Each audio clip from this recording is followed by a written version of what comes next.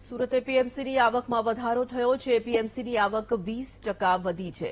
43.55 કરોડની આવક સાથે આખા રાજ્યમાં સુરત એપીએમસી પહેલા ક્રમે પહોંચ્યું છે. ઊંઝા એપીએમસી 43.34 કરોડની આવક સાથે બીજા ક્રમે છે. સુરત એપીએમસીના ચેરમેન સંદીપ દેસાઈએ નિવેદન આપ્યું છે કે અલગ અલગ રાજ્યોથી શાકભાજી સુરત શહેરમાં આવે છે. આ શાકભાજીનું એક્સપોર્ટ દિલ્હી, મુંબઈ અને વિદેશમાં પણ થાય છે. ખેડૂતોની કેરી અને રત્નાગીરીની હાફૂસ કેરી અહીં પકવવામાં આવે છે. કેરીની અલગ અલગ બનાવટો વિદેશોમાં મોકલાય છે. સમગ્ર રાજ્યમાં 226 જેટલી એપીએમસી છે, જેમાં સુરત પ્રથમ ક્રમે આવે છે.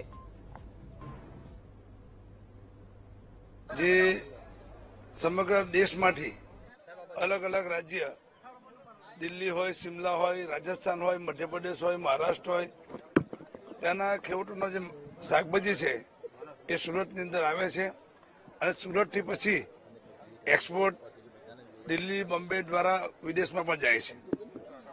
એપીએમસી સુરતની વાત કરીએ તો એપીએમસી માર્કેટના જે બે મેગા પ્રોજેક્ટ છે, ખાસ કરીને દક્ષિણ ગુજરાતના ખેડૂતોની કેરી ને રત્નાગીરી હાફૂસ કેરી, જેને લાવીને પતરા શહેરમાં દેશી પદ્ધતિથી પરાર અને ઘાસમાં પકાવવામાં આવે છે.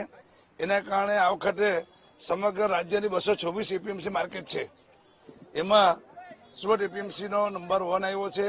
ત્યારે ખાસ કરીને મારા ખેડૂત મિત્રો, મારા નિયુક્ત મિત્રો અને ખાસ કરીને સુરતના શહેરીજનો કે સુરત અને આજુબાજુના જે પારા છે એમાં લગભગ 1 કરોડ લોકો અહીંથી શાકભાજી લઈને એને ખાય છે.